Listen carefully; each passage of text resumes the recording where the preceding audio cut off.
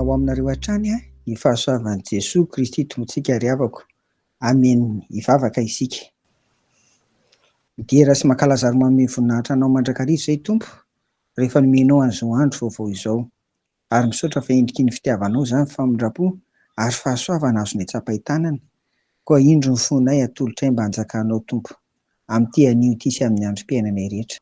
Amin'ny anaran'i Jesoa, amen. Andro vitsy sisa no isaina dia hifarana ry havako ny fandiniantsika ny lohahevitra hoe mahandrasa ho avy ny Tompo.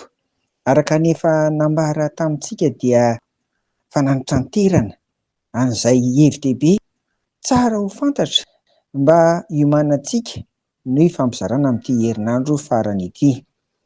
Andeha ho vakiana amin'ny anaran'i Jesoa ary ny Daniela 12 andininy 1 ka hatramin'ny 9. Ary amin'izany andro izany dia hitsangana Mikaela andrian-dehibe izay mitsangana hiaro ny zanaky ny firenenao. Ary izy andro fahoriana izay tsy nisy tahaka azy hatr'izay nisian'ny firenena ka hatramin'izany andro izany. Ary amin'izany dia ho afaka ny firenenao dia izay rehetra hita voasoratra ao amin'ny boky. Ary maro amin'izay matory ao amin'ny vovoky ny tany no hifoha. Ny sasany ho amin'ny fiainana mandrakizay, ary ny sasany ho amin'ny henatra sy ny latsa mandrakizay. Ary izay endry dia mirapiratra toy ny famirapiratry ny lanitra, ary izay mamerina ny maro amin'ny fahamarinana dia ho tahaka ny kintana mandrakizay toria. Amen. Ny amin'ny zavatra iseho amin'ny farany ry havana no ambaran'izany soratra masina izany.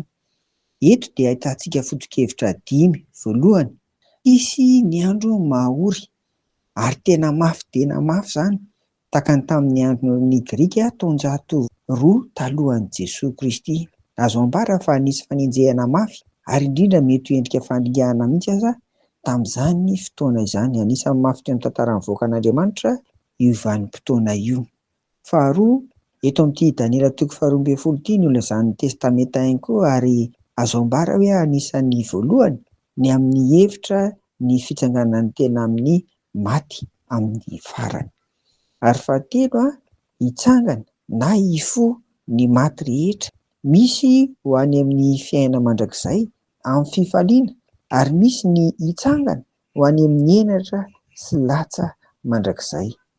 Fahaefatra, hisy amin'ireo voaka an'Andriamanitra no avotra voavonjy izy ireo rehetra ireo izay tsy iza akory fa voasoratra ao amin'ilay boky. Ambaran'ny filazantsara hafa na soratra masina hafa hoe boky ny fiainana koa izy io. Fahadimy, hamirapiratra ny endry. Izy ireo mantsy dia marina satria nahoana? Nampianatra, namerina ny maro amin'ny fahamarinana, dia fahamarinana ny tenin'Andriamanitra. Ny valim-potia ho azy ireo dia hamirapiratra tahaka ny kintana mandrakizay.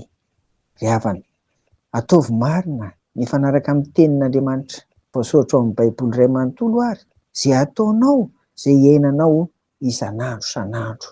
Mba ho voasoratra ao amin'ilay boky hoe voalazako hoe boky ny fiainana ny anaranao. Ny tsy andanin'izany dia aza miombonota koa amin'ny hafa ka manaraka ny adalany na ny fahotany. Tandremina ny tsy mahajoro ho tena vavoloben'i Jesoa Kristy amin'ny teny sy ny atao rehetra. Tsika aza dia nomena andraikitra ry havana, ny mpandray fanasan'ny Tompo ny vita batisa rehetra dia amerina an'ireo izay nania ho ao amin'i Jesoa Kristy.